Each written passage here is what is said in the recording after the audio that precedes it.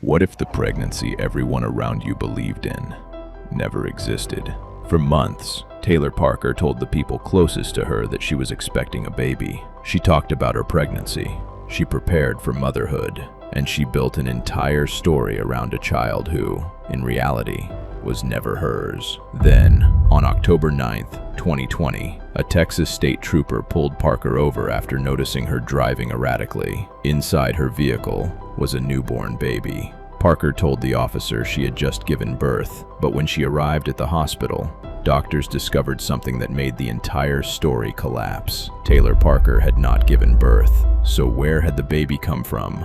And what had happened to the woman who was actually pregnant? The answers would lead investigators to the home of 21-year-old Reagan Simmons-Hancock and expose a deception that had been unfolding for months. This is the story of Taylor Parker, a case involving deception, murder, and difficult questions about mental health and criminal responsibility. Before investigators knew Taylor Parker's name, the people around her knew her as a woman who was supposedly preparing to become a mother. Parker was in a relationship with Wade Griffin, and she eventually told him that she was pregnant. To the people around her, the pregnancy appeared real. She talked about the baby. She shared pregnancy updates, and as her supposed due date approached, she appeared increasingly focused on becoming a mother. But there was something nobody around her knew. Taylor Parker had undergone a hysterectomy years earlier. She could not become pregnant, and yet, she continued telling people that she was. What began as a lie would eventually become an elaborate story involving medical appointments, a growing baby bump, a due date, and a future child that didn't actually exist. According to court evidence later reported in connection with the case, Parker also searched online for pregnancy-related items and information, but the biggest problem was approaching. Her supposed due date was September 22, 2020, and when that date passed, there was still no baby. The pregnancy should have ended with the birth of a child. Instead, Parker's story continued. People close to her started questioning what was happening. Some tried to verify the pregnancy. Others became suspicious about her medical claims. But Parker continued providing explanations. Every question seemed to have another answer. And the longer the story continued, the more complicated it became. Investigators would later uncover searches related to pregnancy, newborns, and childbirth. But there was another important part of Parker's life that would become relevant to the case. She had crossed paths with a young woman named Reagan Simmons-Hancock, and unlike Taylor's pregnancy, Huawei's was real. Reagan Simmons-Hancock was 21 years old. She was already a mother and was expecting another child. People who knew Reagan described her as warm, outgoing, and deeply connected to her family. Taylor had first met Reagan in 2019, when Parker photographed Reagan's wedding as part of a side photography business. Over time, the two women became more familiar with each other, and according to the people interviewed for Maternal Instinct, Reagan had even shown sympathy toward Taylor when others began questioning her pregnancy. By October 2020, Reagan was about 35 weeks pregnant. She was preparing to welcome her daughter. On October 7th, just 2 days before the murder, Reagan and Taylor spent time together. Nobody knew that it would be one of the last times Reagan would ever see her. 2 days later, everything changed.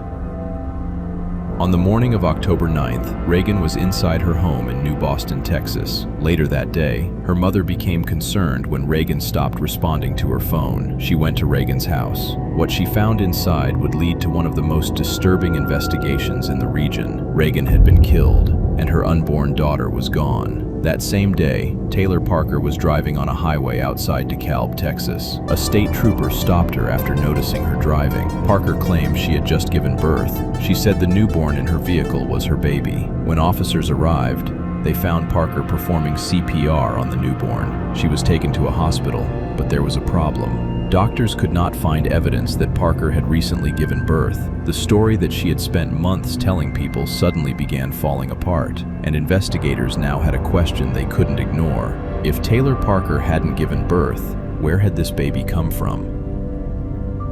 Investigators began connecting the pieces. A woman had been pretending to be pregnant for months. A newborn had suddenly appeared with her, and a genuinely pregnant woman had been murdered on the same day.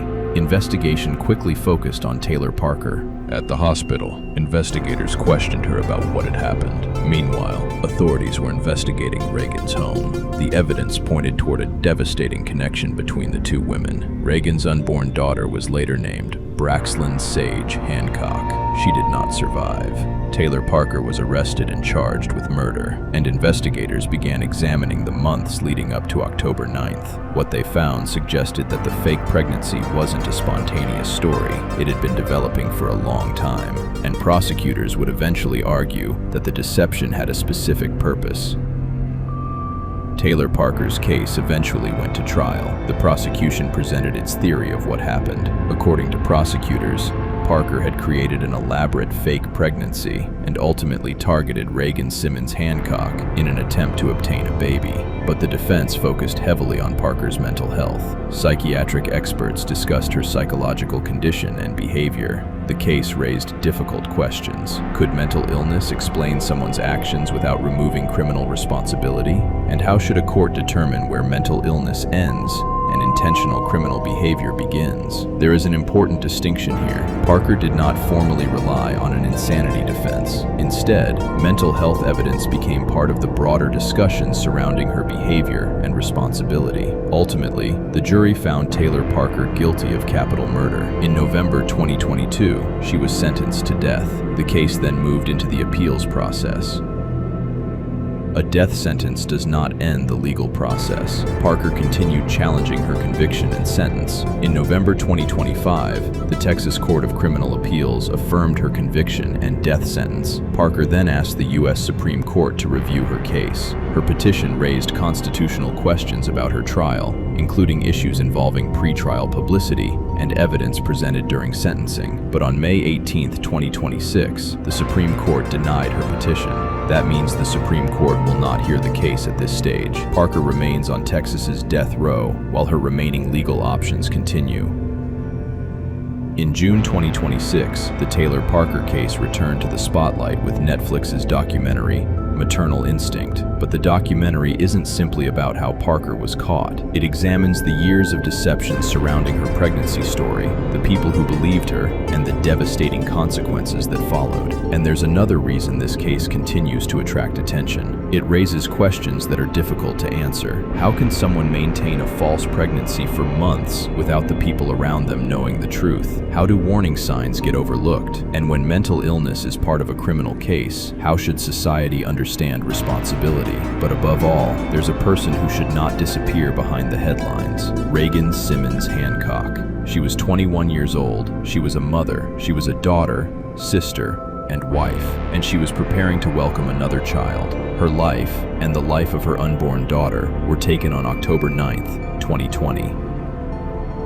The Taylor Parker case is difficult to understand because it wasn't one single moment of deception. It was a story that developed over months, a pregnancy that never existed, a community that believed it, a young mother who was preparing to give birth, and finally, a crime that brought all of those stories together. The legal system has answered one question. Taylor Parker was convicted of capital murder and sentenced to death, but other questions remain much harder. What was happening inside Parker's mind? Could warning signs have been recognized earlier? And how should mental illness factor into our understanding of criminal responsibility? There may never be an answer that makes this tragedy easier to comprehend, but Reagan Simmons-Hancock should be remembered as more than a victim in a true crime documentary. She was a young woman with a family, a future, and a daughter she was waiting to meet, and that is the part of this story that should never be forgotten. What do you think about the Taylor Parker case? Do you believe mental illness played a significant role, or was this ultimately a case of criminal responsibility? Let us know your thoughts in the comments.